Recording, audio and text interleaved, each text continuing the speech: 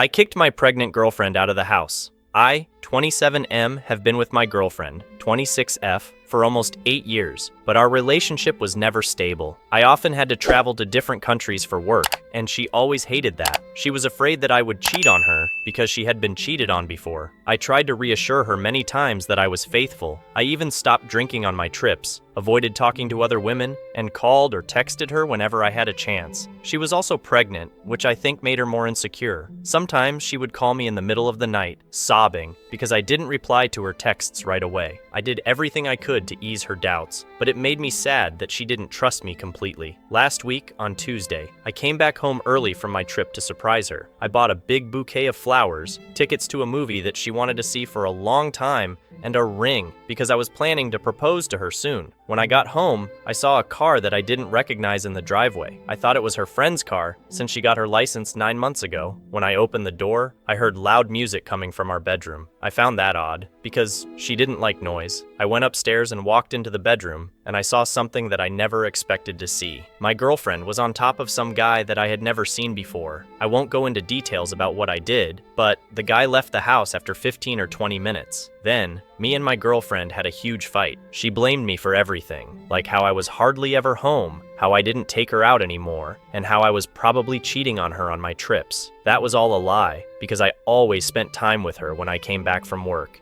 even if I was tired. And she accused me of cheating because I always told her I wasn't. I even gave her my social media passwords because I loved her. I don't know what came over me, but I lost it. I packed all her stuff and threw it out on the street where it was cold and rainy. She started yelling at me more, but I couldn't take it. My head was throbbing from the anger and her screaming. I don't approve of what I did, and I regret it, but I just grabbed her and tossed her out on the street. I told her to never come back because I would change the locks. I slammed the door and took 2 weeks off work for a family emergency. All week, I have been doing nothing but drinking myself to sleep because I am so broken. Edit. Thank you all for the comments and messages. I really appreciate it. I am sorry if I can't respond to most of them, but thank you. I am getting therapy now, and I have stopped drinking. I will post an update soon. Update. Hello everyone. I apologize for the delay in posting this update. I have been dealing with a lot of things, and I want to start by addressing some of the comments I saw. To anyone who thinks I am a predator, we are both the same age, just born in different months. I was born in May, and she was born in December. I also admit that I was wrong to throw her out on the streets. My anger does not justify my actions, and I should have left to stay at a hotel or my parents' place for the week. For those who are curious about what happened between me and the guy she cheated on me with, he refused to leave and tried to kick me out of my own house. We ended up fighting, and it only stopped when my ex threatened to call the cops and told the guy to go. He finally did. I also want to respond to a comment that said my story does not make sense about the flowers, tickets, and ring. I bought the ring a month before I left for the airport, and I also bought the tickets online for the movie she wanted to see. The flowers I got from a supermarket near where I live. If you have any more questions about this situation, I will answer them. Now for the update. If you did not see my edit, I am currently getting therapy for her cheating on me, my anger, and my drinking. I did not realize how bad it was until that night, and her cheating on me was a wake-up call for me. I also want to say that my ex has been calling and texting me non-stop, asking for my forgiveness and saying we can work things out. She has also been trying to manipulate me into letting her back in the house, saying things like, "You can't just throw your own kid and girlfriend out on the streets, and this baby is yours, and you have to take full responsibility for it." All this nonsense. I am done with her. I should have ended it the moment she started acting crazy. Today, she also tried to break into my house, and I called the police right away. She was taken away for a few hours, but then let go. I don't know why they did not arrest her. Her parents have also been harassing me for kicking her out on the streets, and she has to live with them until she can afford her own place.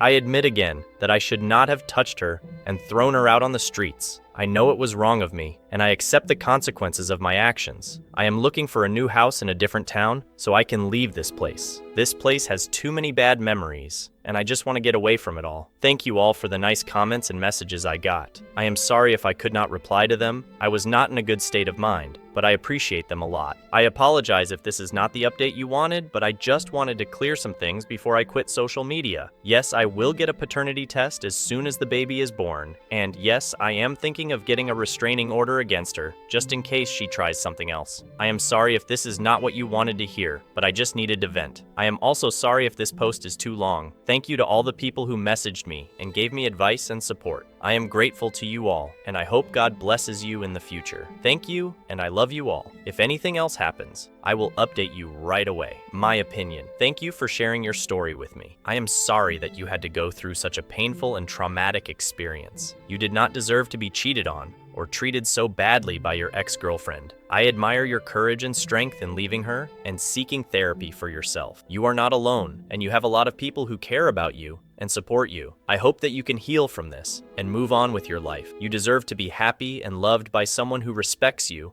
and trusts you. You also deserve to have a healthy relationship with yourself and your emotions. I hope that therapy helps you with that and that you can find peace and closure. I also hope that you can resolve the issue of the paternity test and the restraining order. You have the right to know if the baby is yours and to protect yourself from any further harm from your ex-girlfriend. You should not have to deal with her manipulation and harassment anymore. I wish you all the best, and I hope that you will update me if anything changes. I am here to listen and help you in any way I can. You are a good person, and you have a bright future ahead of you. Thank you, and I love you too. Second story. I was blamed for allowing my niece and nephew to destroy the house by not disciplining them after my sister-in-law specifically instructed me not to discipline them.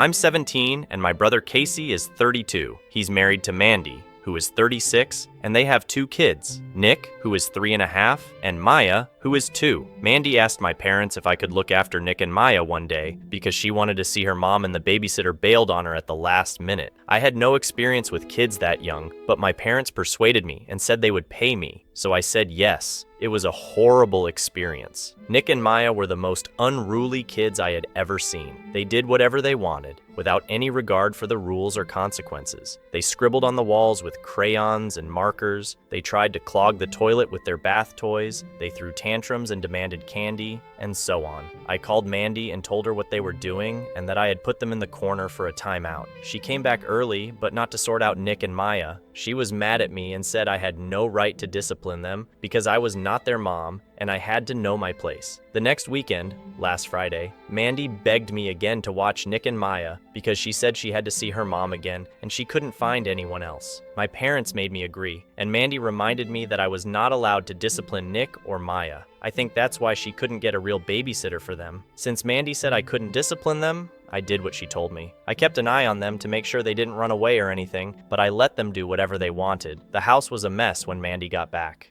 Mandy was furious with me and tried to get my parents not to pay me. My parents still paid me because that was the deal, but they said they were disappointed in me because even though Mandy's no discipline rule was stupid, I could have done better things with my niece and nephew, like crafts or hide and seek, instead of being spiteful, immature, and letting them trash the house. Casey didn't say anything about it, but he's not really a good dad, to be honest. He works all the time. When he's home, he acts more like a fun uncle than a parent, while Mandy does all the work. I want some honest opinions on this. Ada, my opinion. You have been in a difficult situation with your brother, his wife, and their kids. You tried to help them out by babysitting, but you faced a lot of challenges and frustration. You felt that Mandy was unfair and unreasonable with you, and that your parents were not supportive of you. You wonder if you did something wrong. I hope you can find a way to resolve this conflict and improve your relationship with your family. You deserve to be treated with respect and appreciation, and you also have a responsibility to be respectful and appreciative of others. Thank you for sharing your story with me. I hope it helped you to get some clarity and feedback.